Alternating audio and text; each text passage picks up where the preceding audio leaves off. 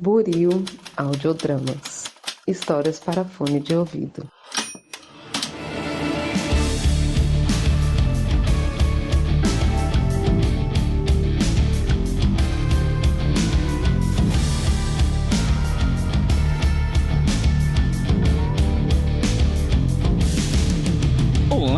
Para você que acaba de sintonizar em mais um episódio aqui da Rádio Oslo, seja mais uma vez muito bem-vindo.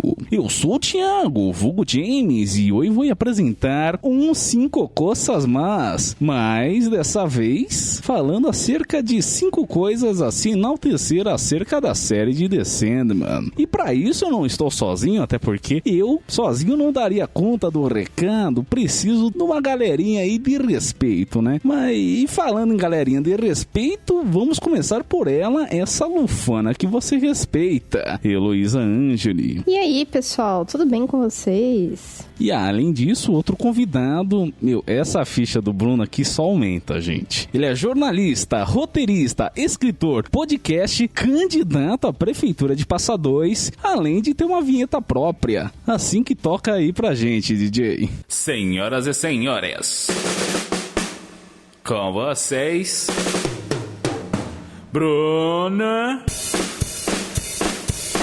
Você.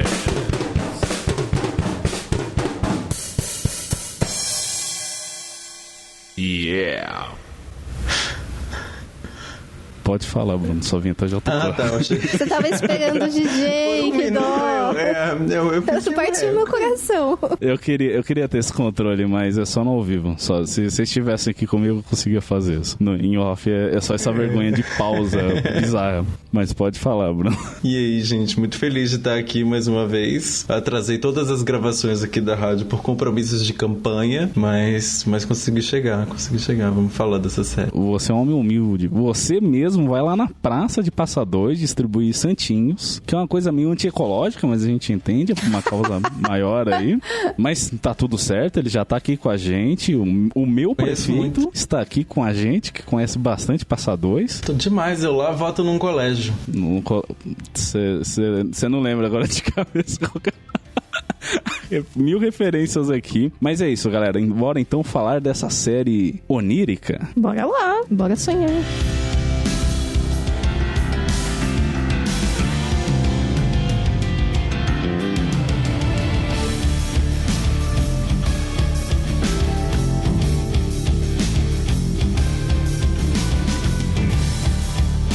E como primeira coisa, se enaltecer acerca dessa série, a gente vai comentar, antes de mais nada, acerca do elenco, passando por alto acerca de alguns dos nomes principais da série, começando, é claro, pelo protagonista, interpretado por Tom Sturridge, que é quem faz o Morfeu, ou Sonho, ou Sandman, né? Ele tem 1000 nomes aí ao longo da série, depende com quem ele tá falando. O que vocês acharam da atuação dele? Não sei, eu acho a atuação dele interessante, mas eu acho que talvez a escolha da direção talvez tenha sido fazer uma interpretação do Sandman um pouco mais, não sei, Kirsten Sturtizada, assim.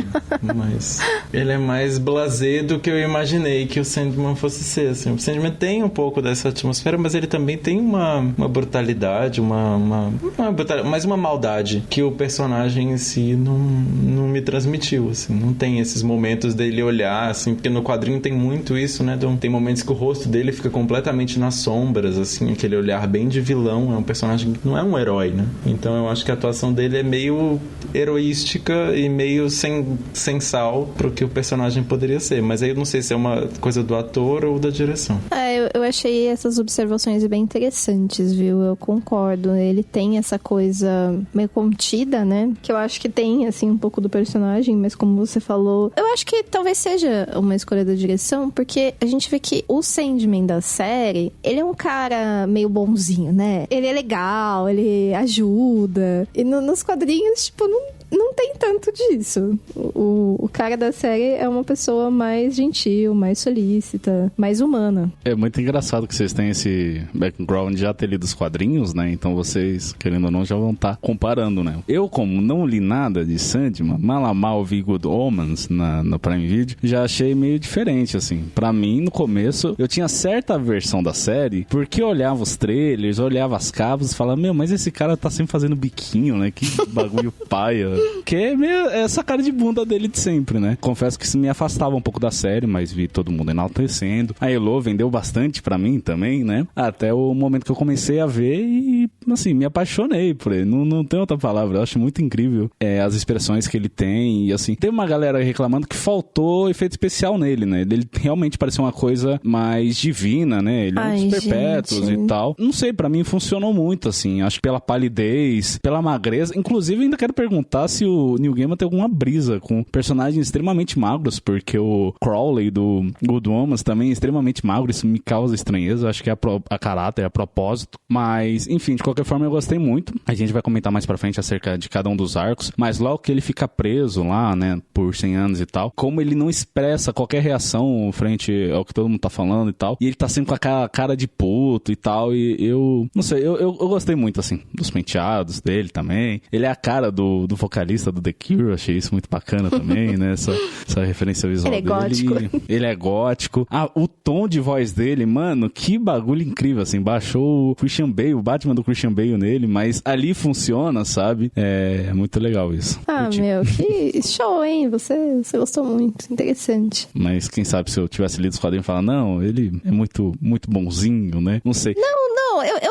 eu quero muito, assim, pensar na série como um produto à parte dos quadrinhos, né? Tipo, com certeza existe uma ligação, mas a série é série. Mas isso que você falou dos efeitos, eu achei legal que eles deixaram só a maquiagem. Porque, assim, é um personagem bem esquisito, né? Tipo, é complicado de você representar. Mas eu acho que funcionou, assim. Ficou a maquiagem, aquela coisa meio adolescente gótico, assim, e funcionou. Pra mim, tá show, tá ótimo. Eu achei a escalação dele maravilhosa, porque ele realmente tem essa aparência meio andrógena, uma aparência meio inumana, assim, né, esse ator. Não sei se eles também ressaltaram um pouco isso na maquiagem, né? Mas eu não acho ele um mau ator de forma nenhuma, eu só acho as escolhas pro personagem talvez um pouco ruins, e eu acho que ele se contém um pouco, eu acho ele meio micro-expressivo numa série que é muito... Ele tá uma interpretação um pouco realista demais pra uma série que é um desbordar, assim, das coisas. Não sei se ele precisava ser...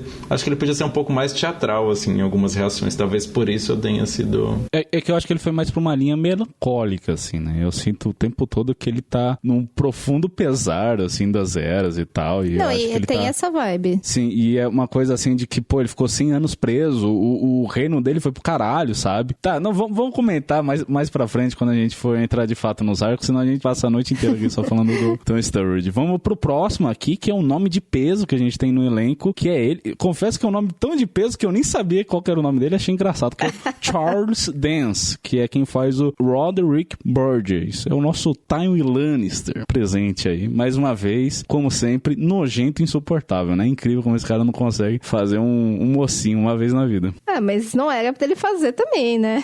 Então... teria que tentar ver aí uma atuação dele de mocinho pra ver o que sai. Eu achei uma escolha maravilhosa, né? Porque já tinha essa raiva do Tywin Lannister, somou aí com a do Roderick Burgess e adorei. Eu também não tenho nada a acrescentar, não. Achei ele muito, muito bom no papel. E embora o papel seja meio curto, né? Na verdade, é um personagem que... É simples, né? Um papel simples. Quando ele morre, eu fiquei, caramba, mas eu esperava mais dele, assim, né? E não, é uma coisa bem pontual, assim. Que nem o do próximo nome aqui, que é a Gwendolyn Christie, que é quem faz a Lucifer. Eu lembro de ver muito material de divulgação com ela. E aí, outro elemento que me afastava da série, porque eu achava muito paia ela com aquele cabelo. Eu já não sou muito fã da atriz e ainda via naquela caracterização, também me incomodava. Mas até o momento que a gente chega no inferno, eu já tava comprado pela série, né? E achei ela ok, assim. Não achei nem que ela arrasou, nem que ela estragou o personagem, né? Eu só achei que foi ok, o jogo não segura, assim, sabe? Não, eu gostei da atuação dela, assim, não foi uma coisa que, nossa, que tocante, que Lucifer incrível, vou lembrar para o resto da minha vida. Mas eu achei ok, eu gostei muito dos figurinos, o cabelinho talvez nem tanto. Mas eu gostei muito dos figurinos, e né, ela é super autona e tal, eu achei que ficou legal, assim.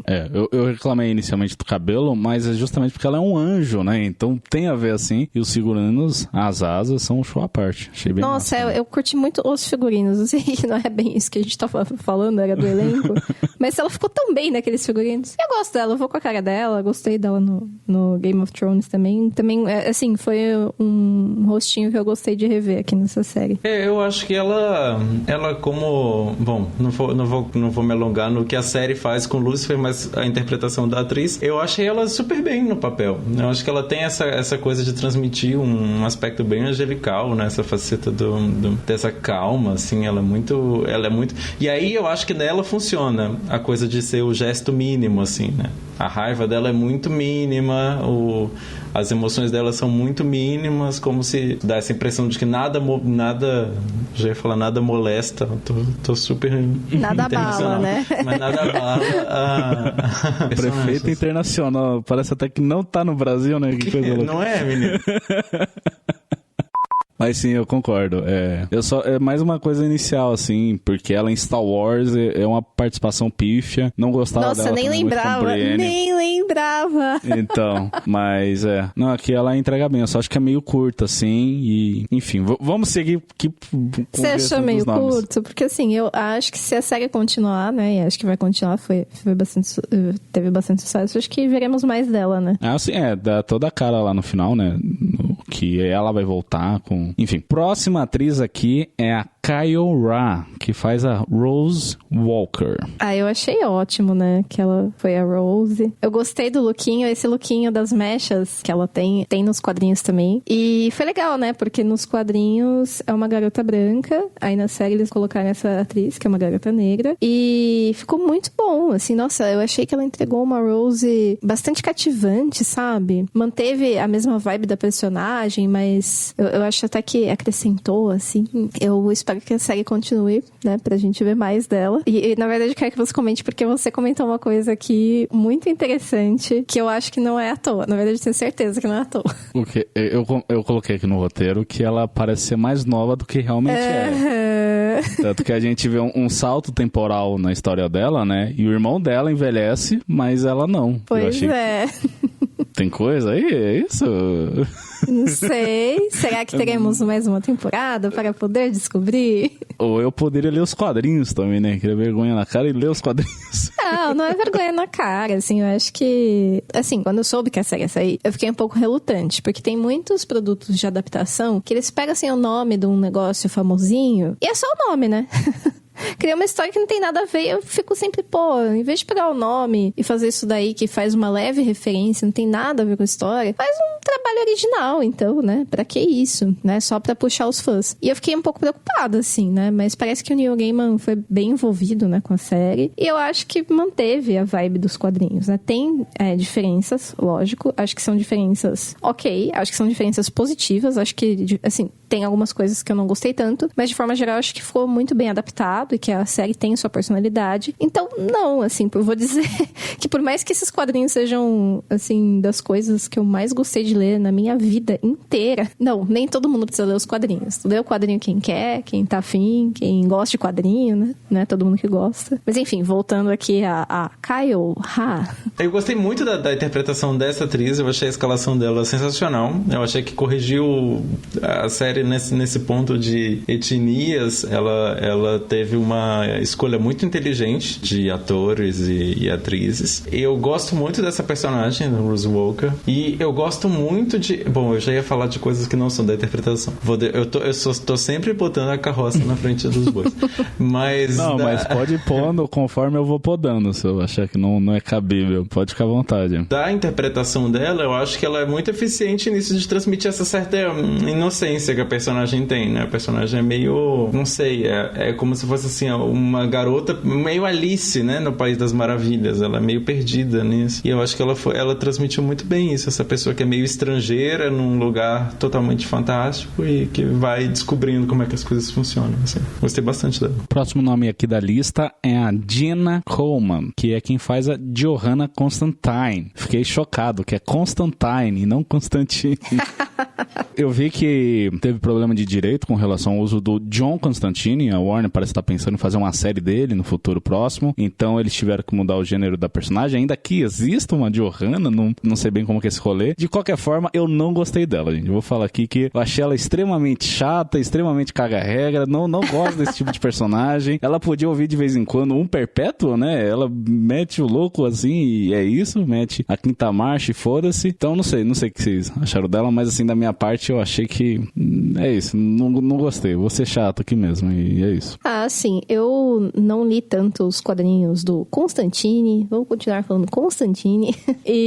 Mas do que eu vi, assim, do que eu conheço da história desse personagem, essa característica dele mesmo, sabe? Ele é um cara meio caótico, sai fazendo as coisas, sai arranjando sarna pra se coçar, sabe? Se metendo em coisa que de repente não precisava. E arranja problema pros outros, né? Ele larga a batata queimando na mão dos amigos aí que só se ferram. Cara bacana, então. Bacana. Maravilhoso. E eu acho que essa história tem muito, né? Se pega, né? O que acontece ali na série. Eu não sei, eu não me incomodei com a atriz, não. Não foi algo que, nossa, né? Super memorável, mas pra mim cumpriu, assim. Não achei irritante. E eu acho realmente que você não curtiu são coisas do personagem mesmo, viu? O Bruno, que manja mais aí dos quadrinhos, poderá confirmar ou rejeitar a minha impressão.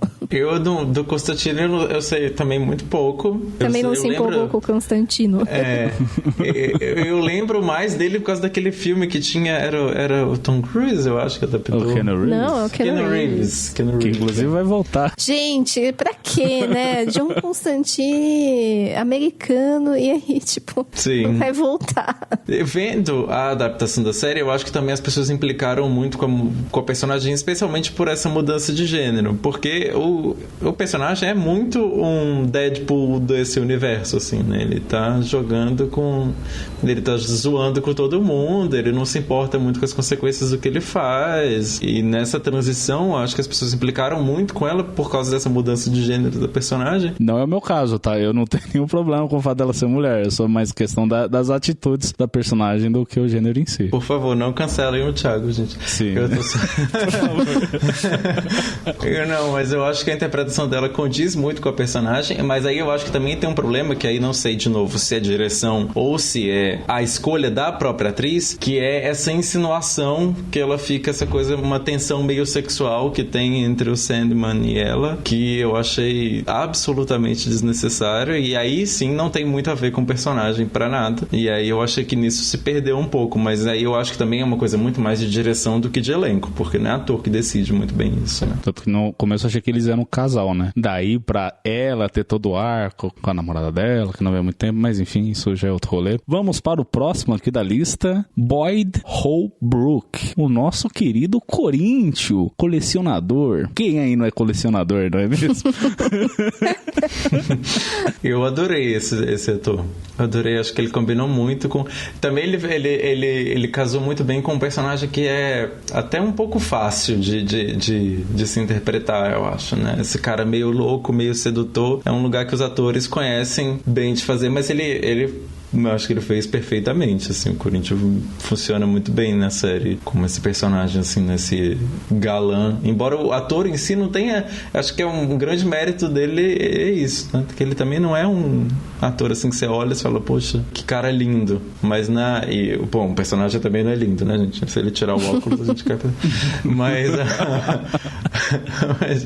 mas a interpretação que ele dá é muito eficiente em ter esse arco, assim, dessa coisa meio sexy. Nossa, sim. Eu acho que esse sim foi uma atuação que destacou muito pra mim, sabe? Porque nos quadrinhos eu tinha esse personagem, eu não gostava muito dele, inclusive. Achava meio, nossa, esse cara aí, né? E na série ele ganhou mais espaço, teve aí mais espaço de tela, e eu acho que valeu muito a pena, porque esse ator entregou muito, assim, ficou muito bom. Mais espaço, ficou bem mais explicado também o personagem, porque a gente vai chegar lá nos defeitos. Cara, eu acho que sim, porque eu acho que na medida em que ele acabou tendo mais espaço, eu acabei também gostando mais dele, não só porque o ator foi incrível, mas porque a história dele acabou ganhando mais dimensões, né? Eu sigo o relator, achei ele incrível, achei extremamente carismático, ao ponto de um momento assim, falar, tá, mas e se a Rose com ele é tão ruim assim, se esses universos se cruzarem? Só queria passar um pano pra ele. Posso, na tranquilidade aqui, passar um pano pra ele, porque é isso, ele é sedutor, é carismático, enfim, sem palavras. A próxima da lista é ela, Vivienne Acheampong, que é quem faz a Lucienne. Então, eu curti bastante a atuação dela, curti essa personagem na série, né? Achei que ficou bem legal, que ela fica assim, mais independente, mais crítica, e eu gostei tanto que eu tava relendo os quadrinhos, aí eu parei, né? Dali um tempo saiu a série, e eu voltei pra terminar minha releitura. E aí eu levei um susto quando eu não encontrei ela nos quadrinhos também. Marcou bastante, assim. Achei muito carismática também. Foi uma atuação que se destacou bastante. Eu gostei muito dessa atriz. Eu achei que ela ganhou com tudo, né? Ela se transformou nesse personagem que é a coisa que a gente gosta de... É um dos poucos personagens que dá pra torcer o tempo todo, né? Sério, né? Você torce o tempo todo por ela. O próximo aqui, eu confesso que eu não fazia ideia. Explodiu minha cabeça quando eu pôs na pauta.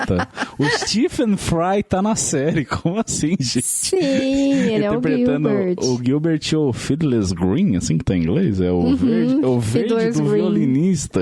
Como assim? O que tem a ver? Não, e assim, como eu contei pra vocês antes, eu estava um pouco relutante com essa série, justamente por essa tradição aí de a gente acabar virando fãs pessimistas com as adaptações, né, que nem sempre são legais e tal. E como eu comentei, é uma série de quadrinhos muito querida pra mim, sabe? É um negócio que eu gosto muito, então eu realmente queria ver uma série só se ela fosse muito legal. E eu tava assim, vejo, não vejo, vou esperar um pouco. Quando eu vi que tinha o Stephen Fry como Gilbert, eu botei na hora, mas eu dei play na hora.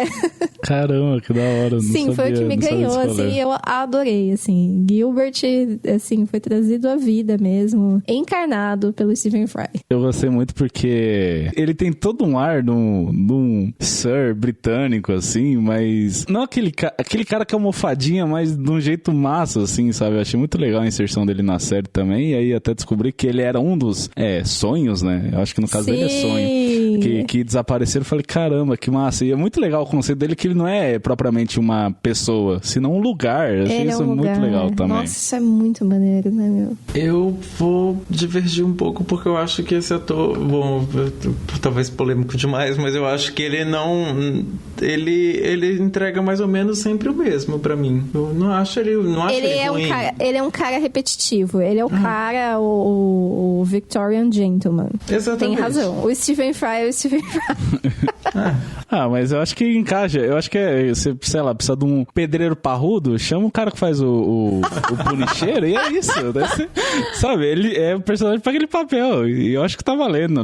O próximo da lista aqui, o David Thewlis, que é quem faz o John Burgers, que é um puta ator, mas eu acho que ele sempre tá naquela medida, e é só mais o alinhamento dele, assim, que norteia pra um lado, pro outro, que vai ser o personagem, porque ele é o nosso Remo Lupin. E é muito louco, porque ele tá numa outra série, que é Fargo. Não sei se vocês chegaram a ver a terceira temporada de Fargo, e ele é o vilão dessa série. E tem vários momentos que eles fazem claras alusões, como se ele fosse um lobo. E eu acho muito louco, porque ele lembra um lobo. E aí, indo mais pra frente, tem uma outra série que se chama Big Mouth. Não sei se chegaram a ver Big Mouth, que ele é... Nossa, eu não lembro qual que é o nome do conceito do personagem, mas ele é meio que as inseguranças dos adolescentes. E, novamente, ele tem a mesma forma lupina. Então, eu acho muito louco isso, assim, de associarem ele sempre como lobo e tal. Não querendo desmerecer, porque aqui eu acho que ele tá sensacional também. Eu acho incrível a prosódia na fala dele, assim, no jeito que ele entoa as coisas aqui. Eu achei muito legal isso. E como ele é pilhado com esse negócio da mentira e tal, né? Como isso marcou ele, porque a mãe sempre mentia pra ele. E o arco dele como vilão, achei sensacional. Gostei bastante dele. Melhora toda a série pra mim. O próximo da lista aqui é um ator não binário, nosso querido Mason Alexander Park, que é quem faz o Desejo, o lindo homem de olhos dourados. Muito lindo. Eu adorei a performance. Eu acho que encaixa muito bem com o personagem. E eu achei que as críticas são de quem não entendeu muito bem a proposta do Desejo como personagem mesmo, assim, como instituição cósmica, né? Eu acho que ele se encaixou bem. Desculpa, Bruno, que críticas são essas? Eu porque não tô nem ligada. É um dos perpétuos. Tipo, mano, tudo bem ter a morte, tudo bem ter o sonho, mas não pode ter o desejo. Da maneira que tá retratado. Não, muita gente achou que a interpretação foi um pouco queer demais pro personagem. Tá. Nossa, gente, não. É umas coisas muito fudadas, realmente. Coisas que circulam no Twitter, mas tinha gente que tava realmente questionando o desejo ser tão espalhafatoso que realmente aí tem algum paralelo, porque nas HQs não é tanto. Ah, não, gente, desejo, é espalhafatoso, sabe? É que nem reclamar que a desespero não tá gritando o tempo todo. Mano, tipo...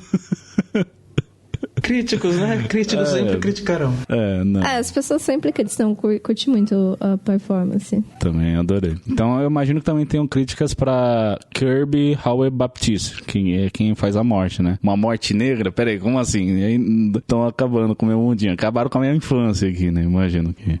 Vocês não viram, não? Teve essa polêmica, assim, também com ela, de a morte ser negra e tudo. Foi até uma coisa meio que tentaram cancelar, depois cancelaram quem tentou cancelar. Foi uma loucura no Twitter. Socorro, não, teve polêmicas, né? Mas nada a ver, assim. Ela tem um sorriso muito bonito e eu achei que ela traz muito, assim, isso dessa personagem da morte ser... Ela é a morte, mas ela valoriza muito a vida. Ela é muito apaixonada e ela é muito apaixonada pela humanidade. E aquele sorriso dela, né, do jeito que ela interage com as pessoas, eu achei uma interpretação ótima nesse sentido, sabe? Que ela realmente traz, assim, ela convence essa coisa de que é uma personagem que está conectada e envolvida ali com o mundo, né? Enquanto o sonho tá ali meio na melancolia dele, mais introspectivo, né? Ela tem esse olhar. Eu achei ela ótima.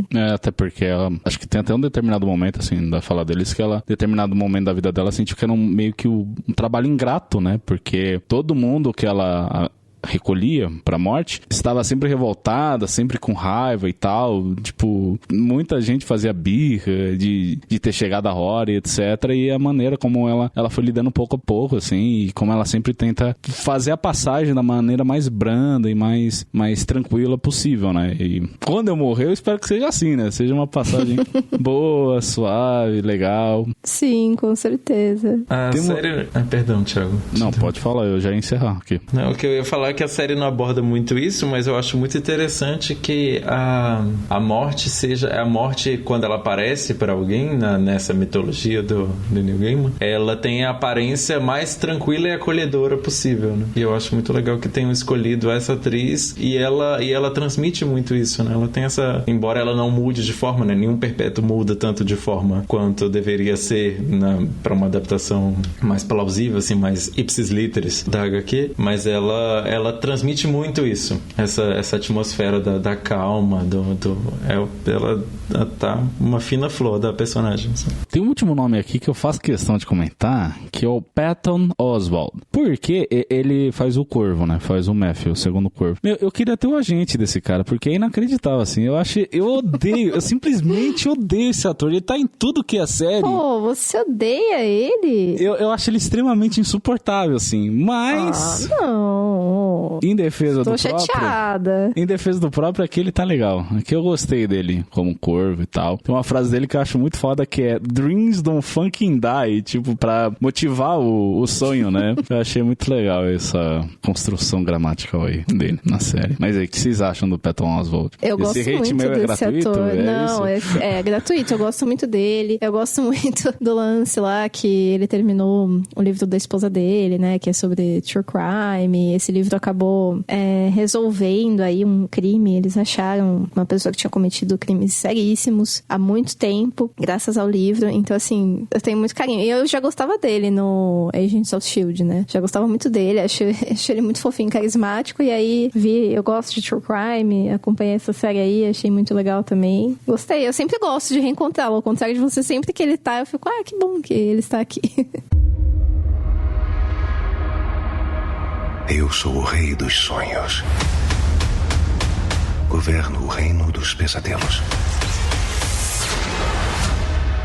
E como segunda coisa, se enaltecer acerca da série de The Sandman, a gente vai agora comentar acerca da produção da série. Ou seja, esse bloco vai focar em comentar a adaptação pra tela, questão da direção de arte, fotografia, etc. Antes de vocês darem seus comentários, eu vou dar os meus 2 centavos aqui e quero falar com relação ao formato da série, de como ela flerta com um molde de antologia, né? A gente tem bem claro 2 arcos sendo contados nessa primeira temporada, junto com os episódios extras. Inclusive, cada um desses arcos e episódios extras vão ser comentados mais detidamente aqui nesse mesmo programa. Mas é engraçado como a gente tem essa divisão bem clara, né? E como tem um detalhe ou outro, assim, que confirma que a primeira história se interliga com a segunda e com os extras, mas você não precisa dessa informação. Você consegue ver cada uma delas separadamente sem precisar ter visto as outras partes para entender, né? Um segundo ponto que eu queria comentar também com relação a isso é quanto à estética da série, que eu vi uma galera elogiando bastante, falando que realmente foi um orçamento, que isso explica a questão da demora para renovar para a segunda temporada, etc, não sei o que. Mas pra mim, não é que a série seja feia nem nada disso, mas eu acho que ela é ok, não me salta os olhos assim, eu falo, não, é uma coisa diferente, essa fotografia, esse uso de cores, essa paleta de cores, etc.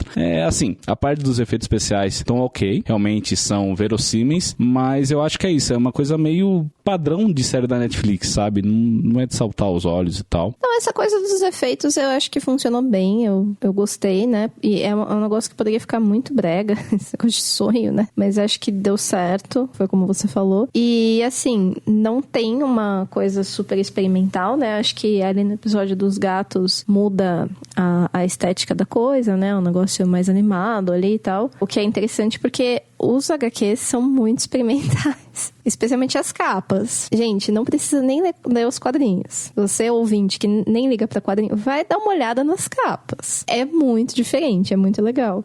Mas eu acho que a série funcionou bem, assim, né? Acho que talvez não tivesse tanto espaço pra ser experimental nessa série. Então, na adaptação pra TV, sabe? Eu gosto muito desse quadrinho, pensando no quadrinho que deu origem, porque de quadrinho ele tem muito pouco, né? Ele quadros, linhas não tem quase nunca, né? As páginas são muito fluidas, elas são muito... Então, realmente era muito difícil trazer isso pra tela. É, impressionante. Então, assim, eu acho que até seria possível, mas eu acho que sendo um negócio que eles já estavam investindo tanto, talvez coisas experimentais são experimentos. Pode dar certo, pode não dar. E definitivamente não agrada a todo mundo, né? Então, acho que eles acertaram em fazer uma coisa, assim, menos experimental e mais fácil de todo mundo curtir, com efeitos legais, bonitos e tudo mais, né? É bonito, mas é um bonito genérico. Eu acho que é nisso que a gente termina. É, exato. Bonito genérico. Eu falando disso, de erros e acertos de adaptação, enfim, eu fiquei muito pensando em... Bom, primeiro, já juntando com o que o Thiago estava falando, que eu acho que falta muito pesadelo na série, e falta pesadelo visualmente, assim.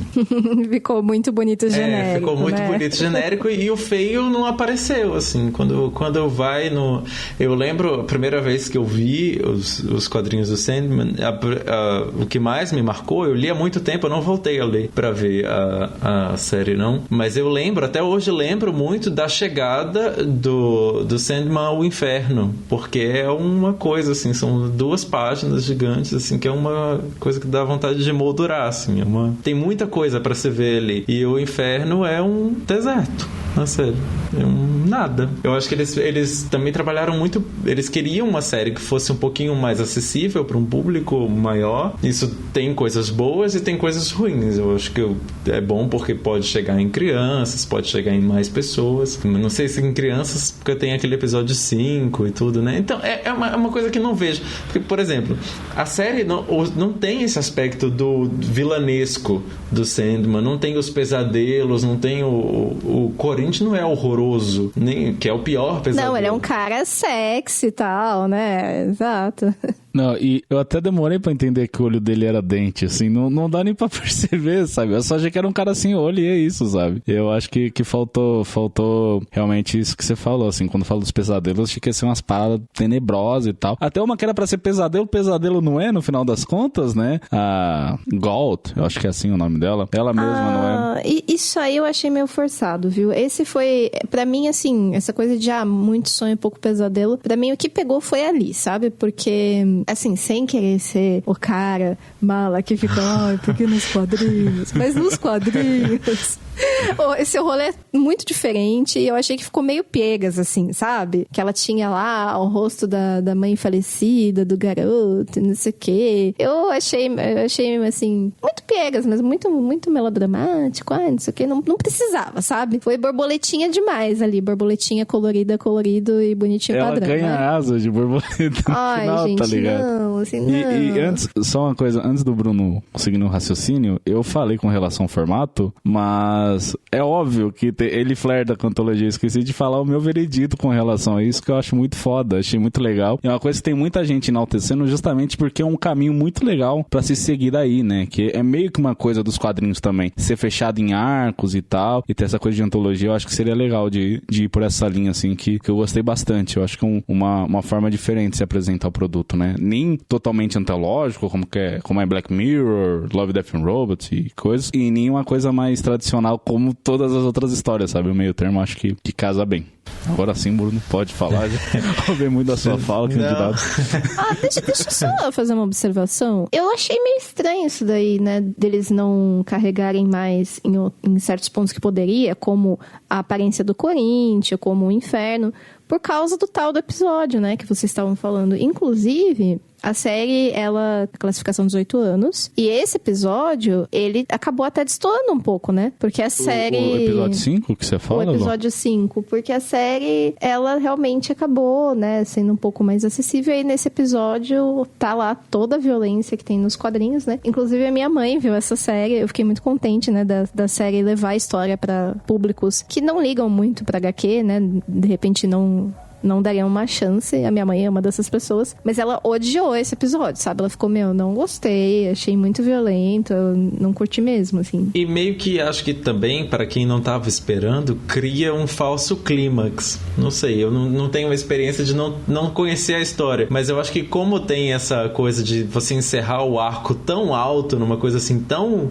brutal, eu acho que as pessoas meio que esperavam que o outro episódio fosse meio que manter essa coisa, né? Manter esse aspecto meio, agora eu vou caçar todos os pesadelos, vou botar todo mundo no... Porque ainda tem o final, ainda tem essa coisa meio do Sandman meio que prometendo, assim, ser uma espécie de vingador e botar todo mundo de volta no sonho, não sei o quê. E aí o 6 vem e quebra tudo, né? Porque tem essa coisa da morte, que é um episódio super alegre. Que a gente vai comentar a parte, calma.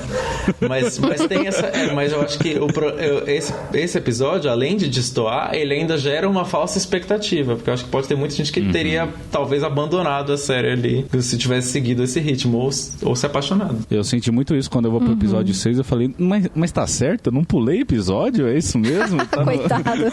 Porque ele vai pra outra linha. Mas enfim, com relação, o que mais você tem pra comentar pra gente aí acerca da série? Eu tenho pra comentar, eu separei aqui algumas coisinhas. Dessas coisas ainda dos erros e dos acertos, eu acho que o HQ original tem um certo aspecto, não vou dizer homofóbico, mas tem uma coisa meio da estética, tem a inclusão de vários personagens LGBT, na verdade mais o Corinthians na HQ mesmo, que também não é nem bem LGBT, ele é um serial killer que só mata homens gays. E aí a série tem um pouco isso, de que ela mantém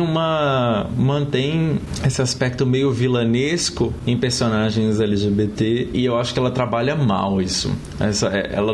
Essa estética meio de botar um monte de gay pra sofrer na mão do Corinthians e também botar o vilão do segundo arco como um personagem LGBT, eu acho que não pega tão bem. Eu acho que não sei como é que poderia ter sido melhor adaptado isso, mas pra mim foi um pouco incômodo. Eu acho que isso já não condiz mais com a nossa época. Na época, no produto da HQ, eu entendo, fazia certo sentido, era até motivo de, nossa, que legal, pelo menos tem uns personagens que parecem com a gente. Mas eu acho que nesse quesito agora, 2022, acho que a gente precisava mais do que personagens que só aparecessem, mas que fossem um pouco mais profundos, um pouco mais além do que se pensava nos anos 80, 90.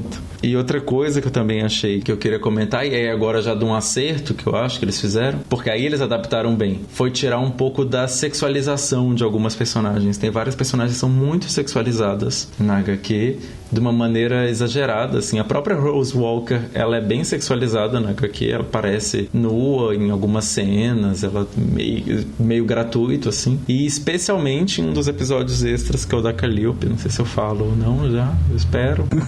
Esse ponto você pode comentar, assim. Porque a Calliope na HQ ela é brutalmente, assim, explorada sexualmente, assim. Ela só aparece nua, há várias... Ela fica nua o tempo todo, né? Caralho. Nunca dão uma roupa pra essa garota. Nossa, o frio que essa menina passa... Ela só aparece nua. E é muito explorado também a coisa do... Não é só uma sugestão de que ela foi estuprada, mas é uma coisa muito, muito quase gráfica, assim, o tempo todo. É engraçado esse detalhe no episódio extra, acho que a gente pode comentar, porque, enfim, que eu vi que teve gente que não soube se houve o estupro ou não, porque é tão subentendido que houve, ou não, que teve gente que não pegou, assim, sabe? Nossa, eu tô muito surpresa. Não esperava por isso. Mas eu acho que, bom, pelo menos isso pra mim não foi ruim. Eu acho que o que eles fizeram foi muito bom, né? Não, sim, com toda certeza eu acho que... Não sei, né? Pra mim tava muito claro.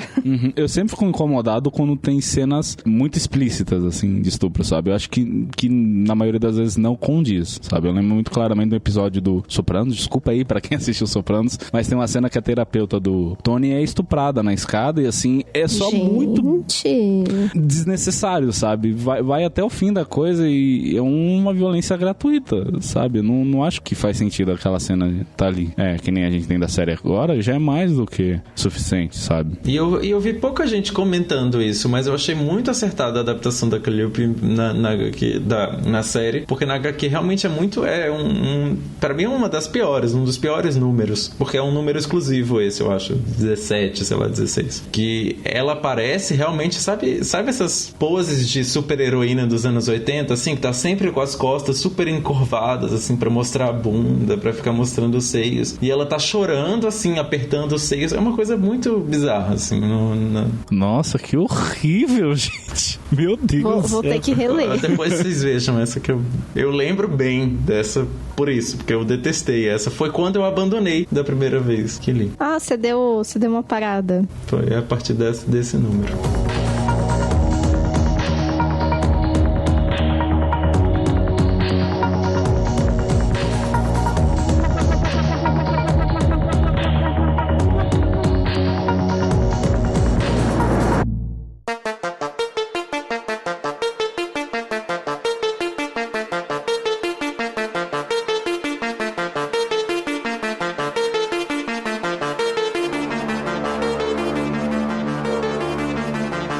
Terceira coisa, a gente vai agora discorrer acerca do primeiro arco. Isso é, os 6 primeiros episódios. Quer dizer, eu até fico meio na dúvida aí se a gente considera esse 6º episódio como de fato pertencente ao primeiro arco. Eu acho até que na nossa divisão que a gente fez pro episódio de hoje, que ele vai ficar à parte, vai ficar pro último bloco. Então a gente vai comentar no primeiro momento só acerca desses 5 primeiros episódios. Eu, que sou o noob, a orelha do programa aqui, quero saber se tá certo mesmo. Entendi que esse primeiro arco adaptado dos quadrinhos é o Sono dos Justos, é isso mesmo? Não é Prelúdios e Noturnos? Bruno? Eu não sei também. Mas enfim, eu sei que ele tá bem condizente com as HQs, né? Eu vi que a galera falou que ele tá meio que seguindo certinho a ordem cronológica. Seria esse... É assim que abre a HQ. Na HQ também abre com ele sendo aprisionado por esse mago, né? O Sandman. Uhum. Sim, é bem... Também tem essa coisa de que fã de HQ, esses que a Elô tava zoando, porque na HQ eles vão adorar, porque tem vários quadros que são exatamente o quadro que tem na HQ. Quando ele é aprisionado no ovo. São coisa por coisa. Mas tem alguma mudança muito gritante, além do fato de que em vez de 80 anos são 100 anos, porque agora a gente tá em 2020, não na década de 90. Ele teve que ficar preso mais tempo.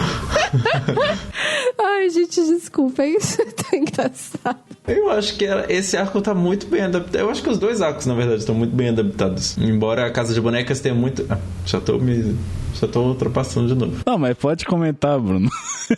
A Casa de Bonecas foi muito mais adaptado em si do que esse primeiro arco, que eu acho que é como a Elo chamou mesmo, Prelúdios e não sei o que. É Prelúdios e Noturnos, acho. É que o nome do primeiro episódio é O Sono dos Justos, então não sei porque eu achei que esse era o nome do arco, porque o episódio 7 é a Casa de Bonecas, que é esse sim o nome do segundo arco, né? Aí é o nome do segundo arco. Mas eu achei muito legal a inserção da história e teve uma galera que reclamou, mas eu achei do caralho a ideia de que a gente vê um Perpétuo na sua pior fase da vida, porque ele já começa sem nada, né? Ele perde Rubi, perde Elmo, perde Areia, e a gente vê meio que a reconstrução do personagem, né? As consequências que se tem de você capturar. E eu achei uma coisa tão, não sei, muito própria de um conto, assim, como se discorre toda a narrativa de que ele foi atrás de um pesadelo que veio aqui pra Terra, e aí calhou do mesmo tempo um bruxo que perdeu o filho na guerra, chamar um Perpétuo, acabar aprisionando o outro. Sabe, essa confusão deixa uma coisa tão mundana que parece que muito real que poderia ter acontecido. Eu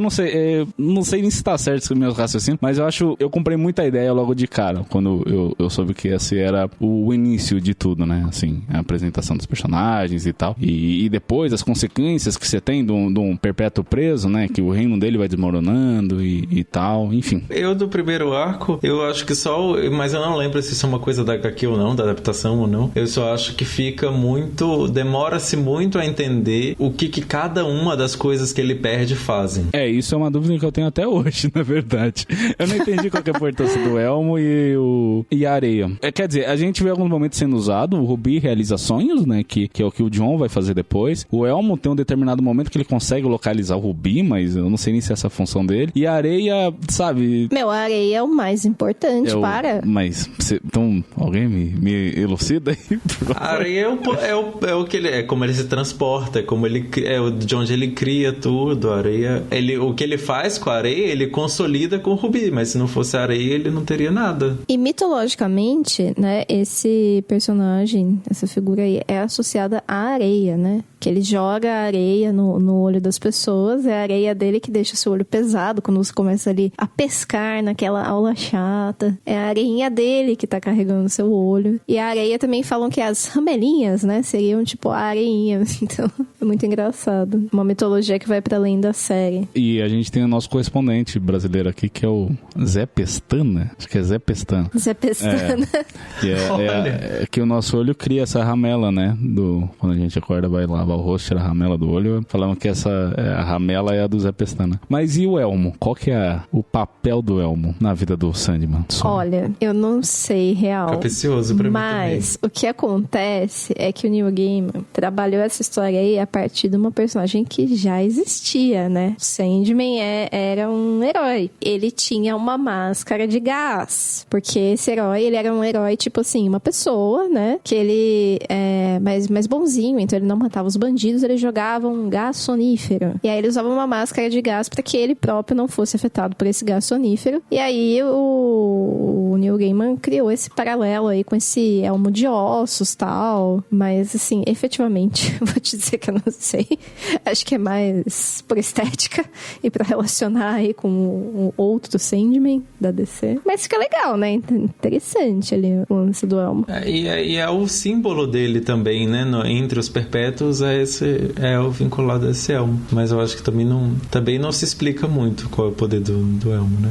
Não que eu me lembre. Eu acho legal isso, né? Que, tipo, não é uma coisa assim, eu sou o fulano, eu tenho a lança do raio, eu tenho a espada do fogo, eu tenho o escudo da montanha. Não, tipo, ele tem lá uns troços, ele tem os poderes dele, né? E é isso. Agora que você comentou com relação a essa adaptação, né, desse personagem antigo da DC e tal, é realmente... Tanto que eu achava que era uma máscara de gás. Só que aí você vê na série aquela coluna espinhal, eu ficava, mas o que isso representa? Tipo um mosquito e tal, mas não, agora que você falou faz sentido. O Bruno ainda do mosquito. Não, mas não lembra, gente. Não tem o Deus da dengue. Ai, acho que a gente pode pular direto pro episódio 5, que é o grande auge aí da história.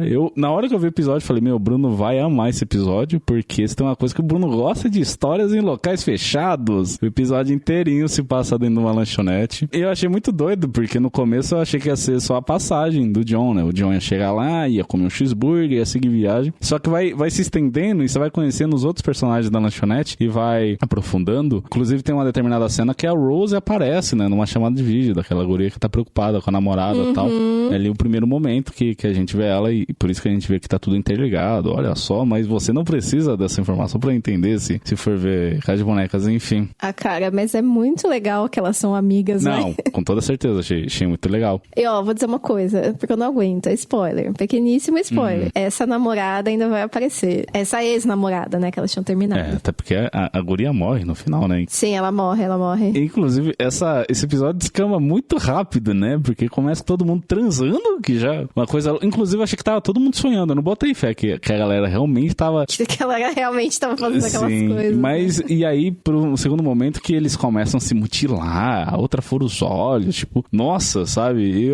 Inclusive, eu fiquei até meio... Não entendi o que fez motivar, sabe? Da galera se mutilar.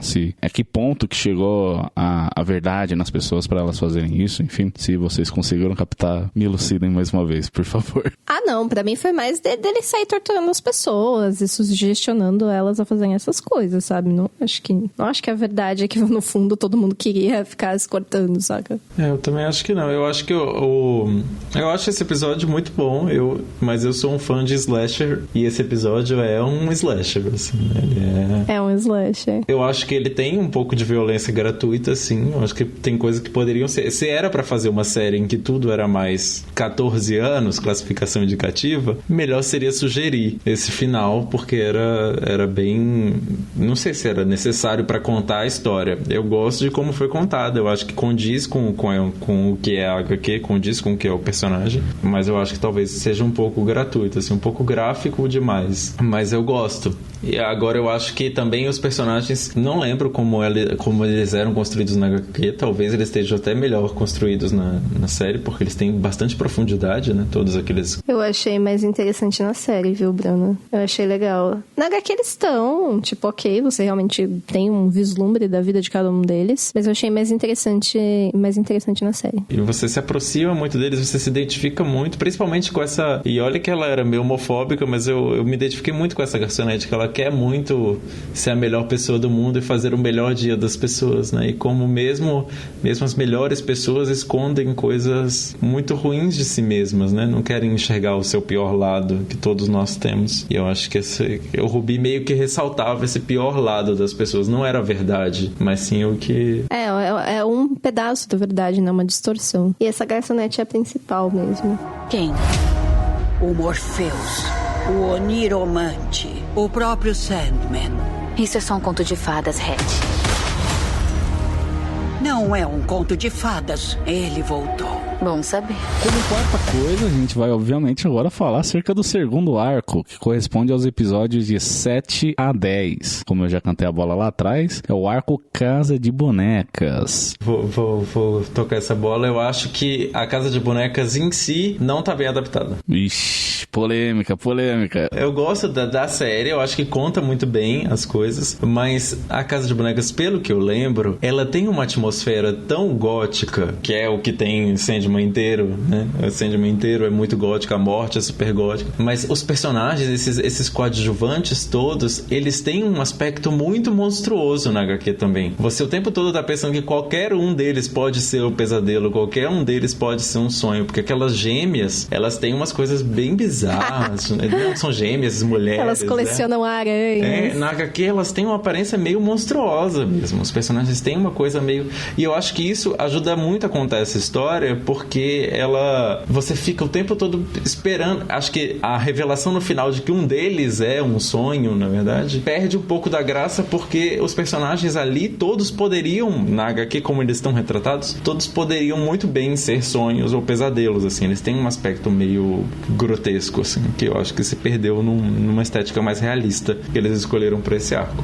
Mas, em defesa do arco, o Corinthians tá muito melhor adaptado, conta-se bem melhor aquela história, porque eu me lembro de não ter entendido nada de como é que ele foi parar naquele lugar que tava todo mundo querendo matar todo mundo, negócio meio... E na série, acho que tá mais amarradinho, assim, tá melhor abordada essa questão. Mas a Elo leu mais recentemente, talvez você possa aportar mais. Olha, não me incomodou a galera, não. Porque, assim, eu não fiquei com essa impressão de que eles podiam ser sonhos ou pesadelos. Assim, eles são muito bizarros.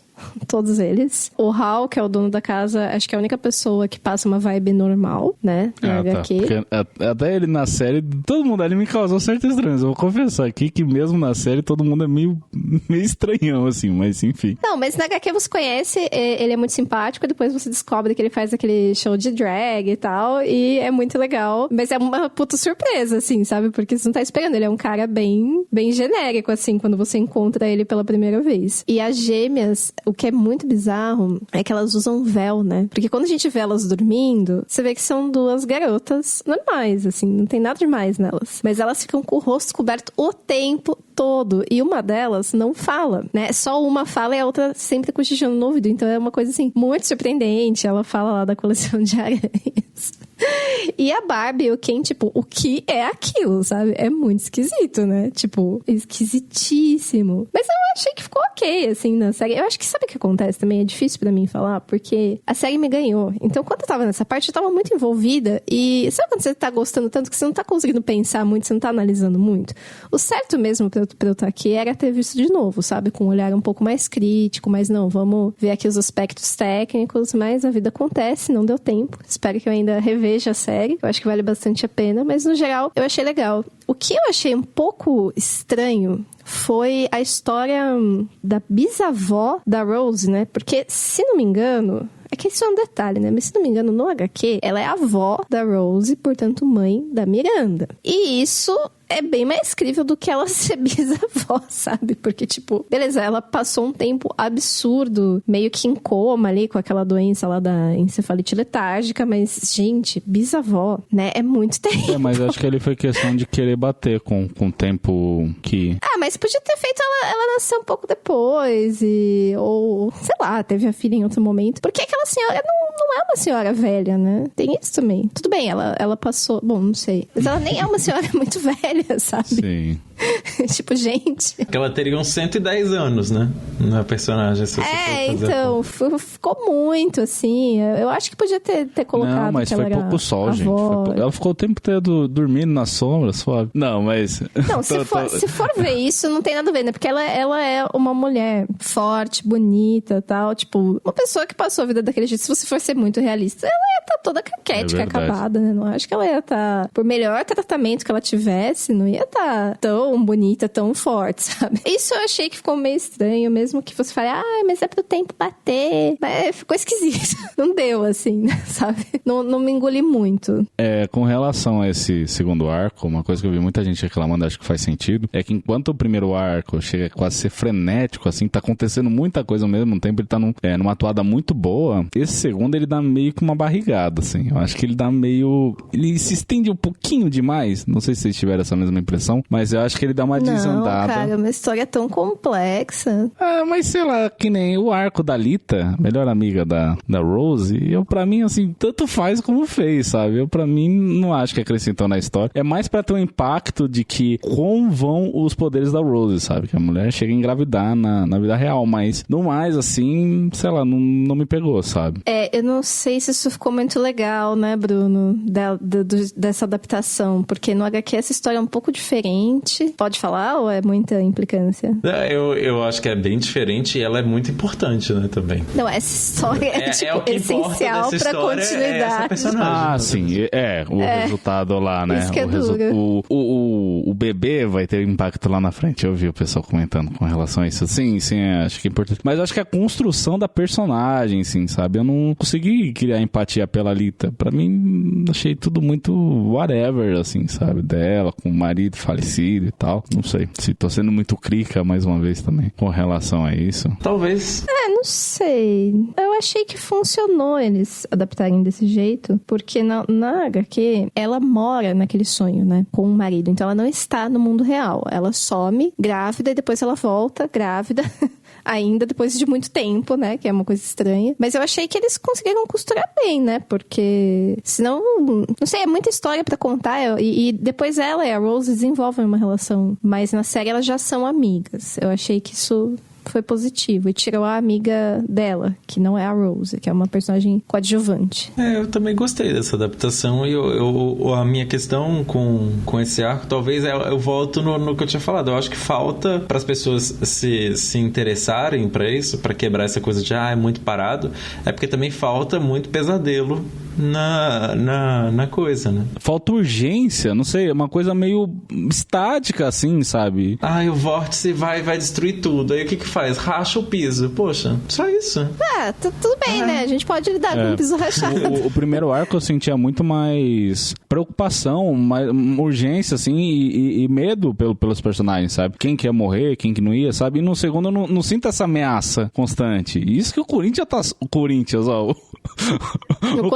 lá tá solto com o menino, gente, sabe? Mas não senti essa urgência que tem no primeiro arco, sabe? Por isso que eu sinto que o ritmo dele é mais pausado, assim, sabe? Gente, assim, eu vi essa série com o meu marido, né, que não leu o HQ, e ele falou que achou muito absurda a ideia da convenção de cereais. Eu adoro essa ideia, mas ele falou assim, por mais que seja uma ideia engraçadinha, não consigo, sabe? Isso é muito absurdo. Não dá, não me desce.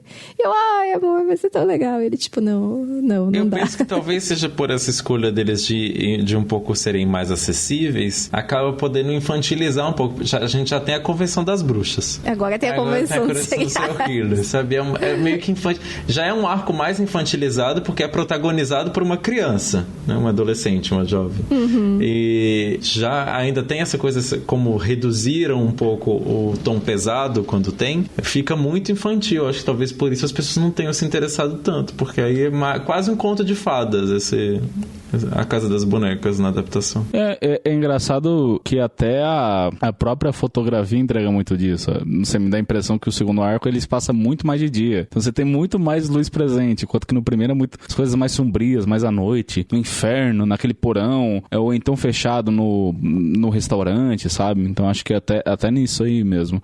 Mas nos quadrinhos é diferente, então. O que nem você tava falando, segundo arco nos quadrinhos, ele também tem essa coisa, até pessoas normais, né? Tendo normais, como você quiser, também parecerem pesadelos e isso. Não tem a convenção de cereais? Não tem a convenção de cereais. Tem essa piada desse jeito que eu aposto. Mas acho que é menos explicado também. Não é tão... Pelo que eu lembro, também não era tão protagonista do arco, assim. Ai, gente, eu fico muito chateada, que eu tava esperando muito uma coisa mínima que acontece na convenção de cereais no HQ, e eu queria muito ver na série, eles não colocam que tem os painéis, né? Das apresentações. E tem um painel feminista, que as garotas estão falando assim, que a Dog Soup, ela tá falando assim, sopa de cachorro, né? Ela tá falando assim, não, tem que parar de representar as psicopatas, serial killers mulheres, só como as viúvas negras e as enfermeiras do mal e tal. E aí do lado dela tá tipo uma viúva negra e uma enfermeira do mal. E eu tava esperando muito essa cena e não teve. E eu admito que eu fiquei um pouco chateada de não ter, sabe? Porque eu achava isso muito engraçado delas. Não, a gente tem que ser mais representado e tal. É maravilhoso. Mas acontece de outras formas. Mas, eu achei que a convenção, né, tem uns momentos ali de violência, né? Eles matam o cara lá, né? Não, essa parte é bem tensa também. Mano, tem um pedófilo, sabe? Não, é super tenso. O pedófilo, eu achei que ele ficou muito engraçadinho, muito simpático, sabe? Porque, assim, na HQ, ele tem aquela vibe lá, ok. Mas na série, ele é um cara que parece muito simpático. E no HQ, ele já é um cara que se apresenta apresenta meio esquisitão, assim. Sabe aquela pessoa que você vai ficar meio desconfiado, assim, sabe? Ele não passa aquele sorrisinho alegre, tipo, vamos brincar, tal. Eu demorei pra entender que ele era pedófilo, sabe? Então, acho que talvez eles pudessem ter caracterizado... Desde antes, né? Caracterizado mais, assim. É isso, acho que faltou carregar um pouquinho a mão nesse aspecto. Você já tinha feito aquele episódio 5, já dava pra fazer algumas coisas. Né? Os psicopatas são muito simpáticos. E eu lembro muito do arco da Casa das Bonecas, eu lembro muito de uma cena que tá na série, que é aquela cena que vai tirando a pele, né? A drag vai se apresentando e vai tirando as camadas, ela vai... Aquilo, eu não sei, do que eu lembro da HQ é bem mais perturbador também do que... Nossa, gente, mas eu já fiquei boladaço quando... Ele tira o rosto de drag, né? Aí tá o rosto dele de dono de casa. E aí ele tira de novo e eu já fiquei assim, caralho, mano, sabe? E é pior ainda, não. Porque é isso, falta... Tem os pesadelos, estão lá, mas é igual no primeiro arco, voltando brevemente só. Que tem aquela vingança do sonho, né? Que o sonho bota o cara pra dormir pra sempre. Uhum. Muito leve, muito leve. E na HQ também é muito, muito pior do que isso. É bem, bem pior do que isso. Nossa, é uma coisa desesperadora que me gerou uma fobia que eu não tinha, sabe? Não sei se você sabe, mas a vingança do Sandman. Do Sandman é colocar ele pra acordar sempre de um pesadelo em outro pesadelo. Então ele acorda achando que, ai, nossa, foi um pesadelo. E ele descobre que ele tá em outro pesadelo. Que horrível. Eu acho que já aconteceu. Será uma vez comigo na vida real? Eu achar que eu tava acordando em um pesadelo e aí eu tava preso em outro pesadelo. Enfim, seja como for a sensação. Todo mundo já passou por isso. Esse cara, nossa, tá no inferno, né? Um negócio terrível, terrível. Mas eu acho que eles ainda vão mostrar, hein, Bruno? Tomara. Eu não sei, eu vim acompanhando no Twitter que o Neil Gaiman tava praticamente com o pires na mão, implorando pra que as pessoas vissem pra Netflix renovar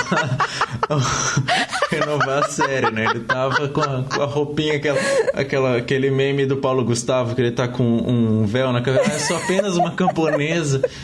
Por favor, vejam a minha série. E não sei, renovaram já tem notícias, porque a Netflix não tava muito empolgada. Ainda não, pelo menos eu vi notícias de 2 dias atrás falando que parece que agora que a Netflix vai ver os valores de sei lá qual período, assim, de acesso, porque parece que o papo é que a Netflix só contabiliza o sucesso por conta de binge watching, se a galera terminou de ver a série. Parecia que tava meio baixo, assim, pros padrões da Netflix, o que eu acho já muito maluco, né? Porque tem série aí de concorrentes que mal estreia a primeira temporada e já tá a terceira confirmada, né?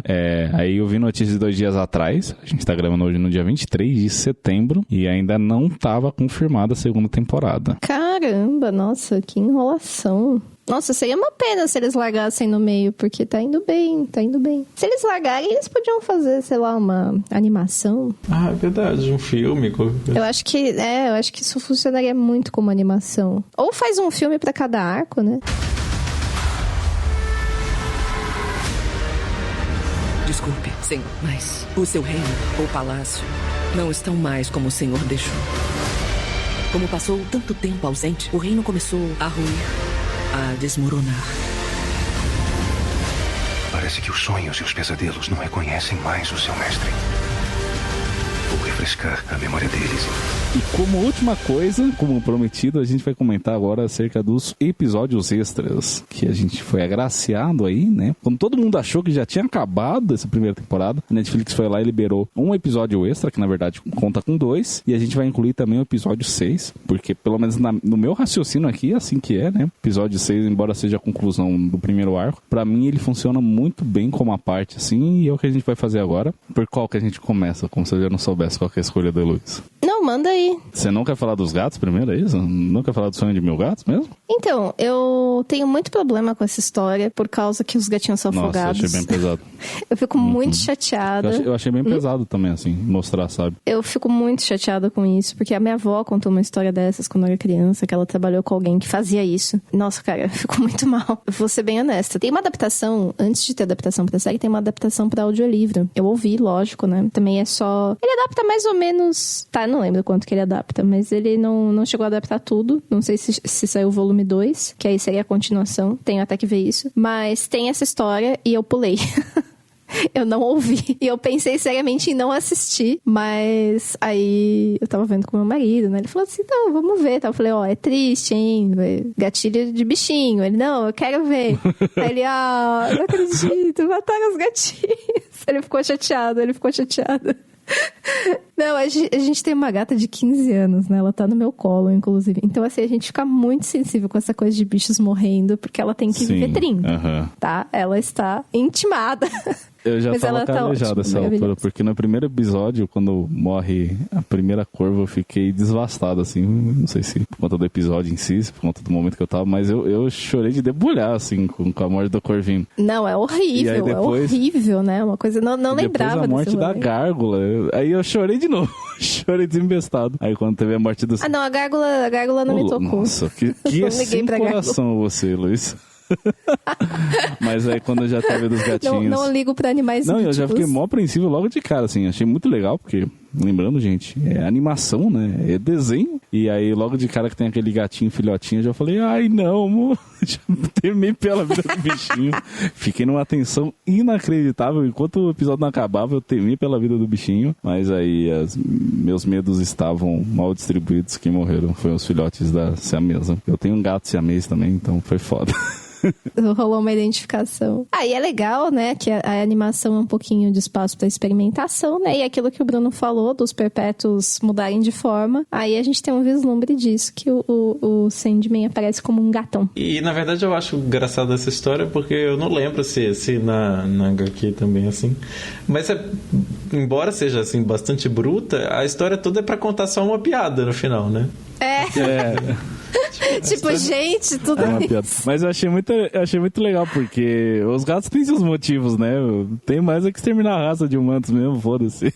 E eu acho muito legal, né? Porque no final é gatinho ou gatinha? Eu não consigo identificar, enfim. Não sei. O gatinho. Gatinho. Ele tá lá brincando, né? Assim, e aí sonhando, né? E os adultos falam, o que será que ele tá sonhando, né? Só tá imaginando com a dizimação dos humanos, né? Tá brincando como se fosse um rato. Achei genial. E eu acho que essa história toda surgiu porque o Gaiman tinha um gato e ele via o gato sonhando e ele ficava nessa vibe. Com certeza. E também tem a piadinha é impossível a gente juntar 3.000 gatos pra fazerem qualquer coisa.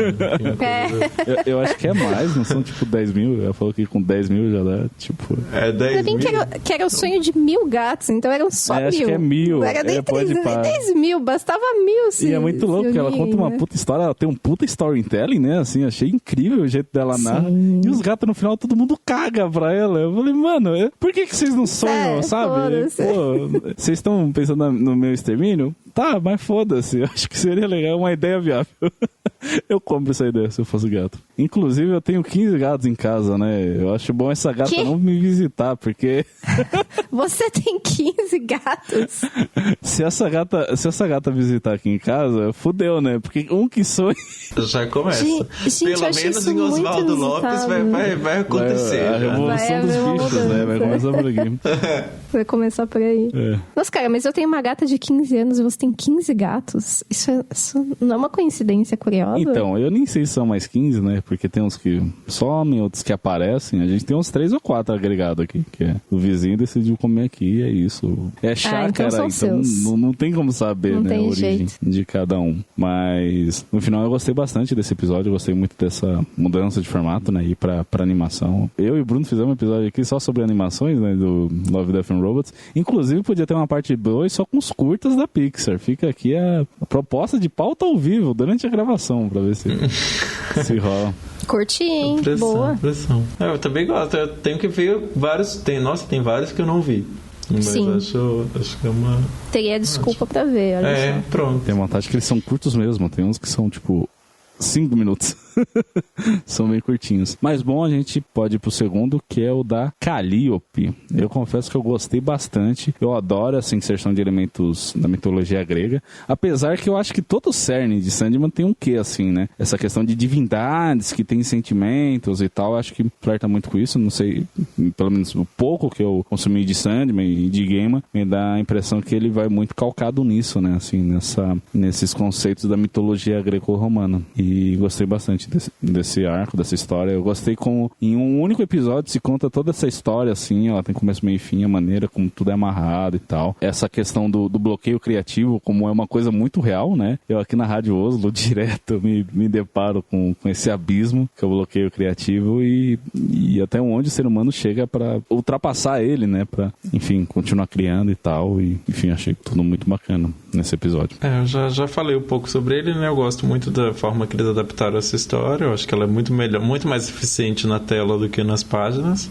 Eu realmente não tenho muito o que dizer contra, não. Até porque eu adoro quando aparecem as 3 em uma. Eu adoro conjuntos de 3 bruxas. Na verdade, essa série é cheia de trípticos. Maravilhosas. Mas quando as 3 em uma aparecem, eu amo. Então esse episódio é muito definido por elas. Falando nisso, agora que eu me dei conta de que todos os momentos têm trípticos na série, né? São 3 objetos mágicos, são 3 sonhos perdidos, são as 3 bruxas. O Neil Gaiman é muito... Mas no HQ são 4 sonhos. Olha, eu não lembrava disso. Foi um tríptico que funcionou melhor Eles na se corrigem, né? Falando, não, tem que usar o número 3. Porque o número 3 é muito presente também na mitologia grega, né? 3 são os... Enfim, tem várias coisas na mitologia grega que também são 3. Sim, tem. E ainda veremos mais coisas. Com o número 3 se fazendo presente aí. Uma coisa que eu gostei bastante desse episódio também, em relação ao HQ, foi a escolha da atriz, né? Porque é uma atriz que ela tem cara de grega, ela tem o nariz mais marcado, mais geométrico, o cabelo mais escuro e tal. Que, né, gente... mitologia grega, bota uma garota grega, né, com ascendência, com cara de grega, né, que no HQ é uma loirinha odontogenérica. Eu achei que ficou mais legal, a da série tem mais personalidade, né. E eu gosto muito da história do Benzoar, que ele precisa dar o Benzoar. Nossa, na hora que apareceu o Benzoar, eu lembrei de você, Lu, eu fiquei com nojo desgraçado. Lógico que você lembrou, a Heloísa louca do Benzoar. É, mó nojento. É, não, ela... Eu nem sabia que era Benzoar. A gente menciona, Bruno, no episódio O Mestre de Poções. Eu acho que é esse o nome do capítulo do Harry Potter. Que é a primeira vez que é mencionado lá, aquele questionário mega assediador do Snape, né? Que ele simplesmente põe o Harry contra a parede e pergunta o que é um Benzoar. E eu nem fazia ideia que era. Aí a Luana me explicou, eu fiquei, sei lá, uma semana sem comer, tá ligado? Porque o negócio é horrível. Eu contribuí pra sua dieta. Não, e é muito louco que o escritor... Gerando pesadelos. Pra que aquele velhinho precisava daquilo? Ele olha assim com a maior admiração, o maior fascínio pro negócio. E ele fala assim com gosto na boca, assim, né? Falando, você sabia que mulheres na ansiedade, não sei o quê, engoliam o próprio cabelo? E, gente, sabe, que passa na cabeça daquele velho? Aqui no Museu de Belas Artes de Buenos Aires, não estou em Buenos Aires, eu estou aí bem perto Passa de vocês, né? Estou fazendo minha campanha, mas no Museu de Belas Artes de Buenos Aires tem uma coisa que eu achei super curiosa também para contribuir com os pesadelos de vocês. Quando as pessoas morriam aqui, uma das coisas de fazer luto era você deixar o cabelo, você não podia cortar o cabelo em luto, e aí os cabelos que caíam pela casa, as mulheres pegavam e trançavam. Ah, meu Deus. De boa. E faziam quadros. Ah, de boa. Então tem tipo um quadro de família. Eu preciso de fotos disso. Eu vou te mandar. Adorei. Que aí eram os cabelos delas todos trançados. E elas iam fazendo florzinhas, sabe? Com os cabelos do luto, assim. Caraca. Tem um nome, inclusive, um nome em latim. Rosa Mortis, alguma coisa assim. Cara, isso é muito legal. Nossa. Bem melhor que o Benzoar, né, Luísa? Sem palavras. Pelo amor de Deus.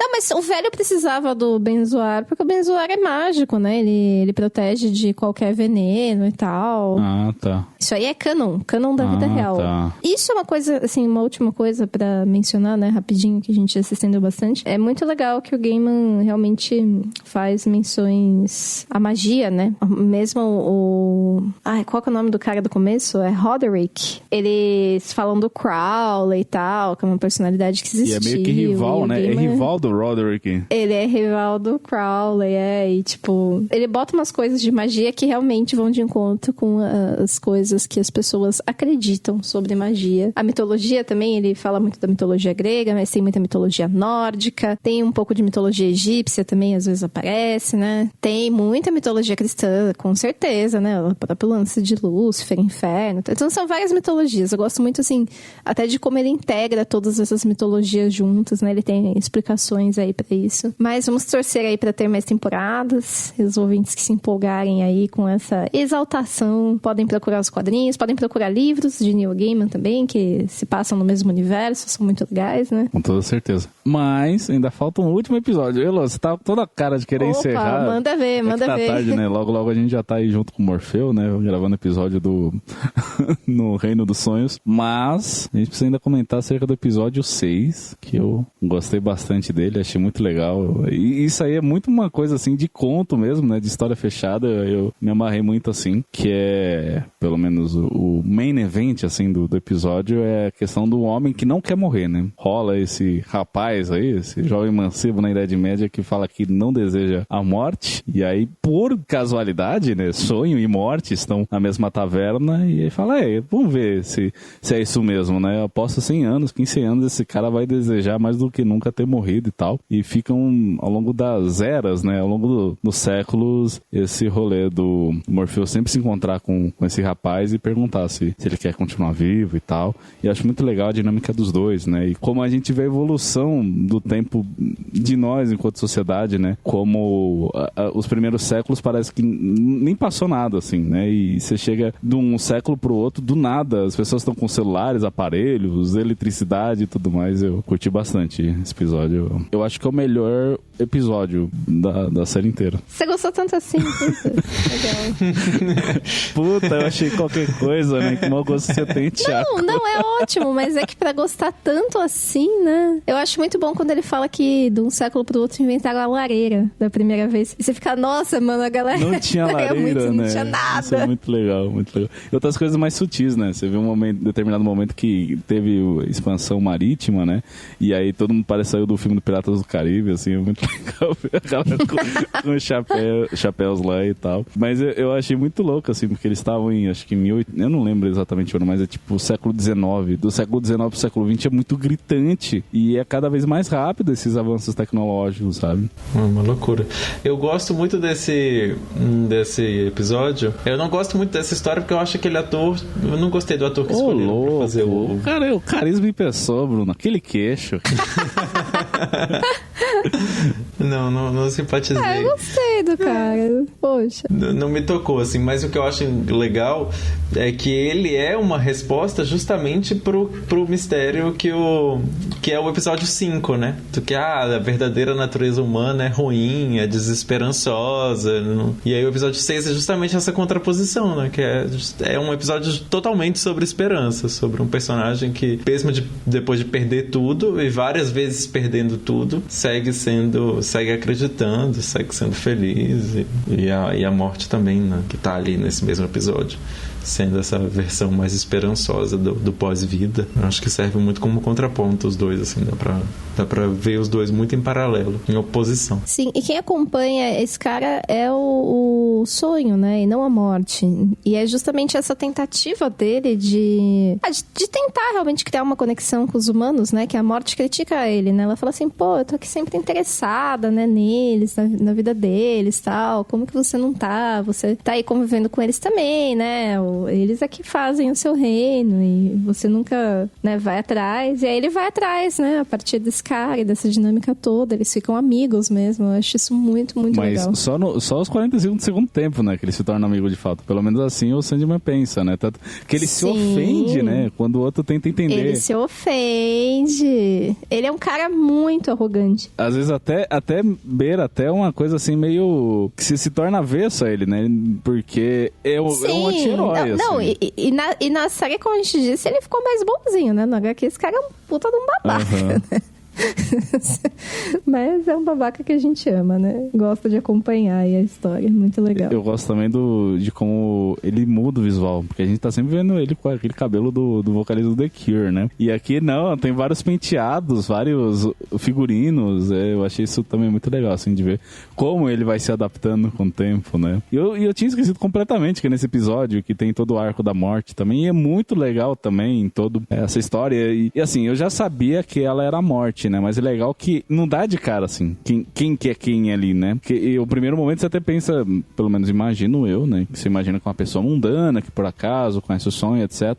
Até escalonando pra, por fim, se revelar quem é ela, sabe? Eu acho também toda essa construção narrativa muito bacana, muito legal. Não à toa é meu episódio preferido. Apesar de eu não lembrar que era isso desse episódio. Legal, não é importante, porque assim, como eu tinha lido, eu sabia a história, eu fui com outro olhar, né? Então é interessante eu ouvir isso também. Super. Meu episódio preferido é o 5. Então eu tô no oposto. Que tem matança, desgraça, tragédia num lugar fechado, né? Por isso, Bruno. Exatamente, eu tô por aí. Mas eu gosto muito desse episódio também, acho. Eu gosto, acho que como comentário final, eu gosto muito da série, gosto muito da forma como ela foi adaptada, embora ela tenha defeitos. Acho que tudo tem defeitos e os defeitos não se sobressaem. Acho que o que a série traz é um bom produto, afinal, assim, bem fechadinho, bem interessante. E tomara que outras HQs não só do Neil Gaiman, mas outras HQs mais experimentais cheguem a ser adaptadas, né? Pra gente não ficar só nessa impressão de que tudo no mundo é DC e Marvel. Nossa, olha, que os deuses aí de todas as mitologias ouçam seu apelo.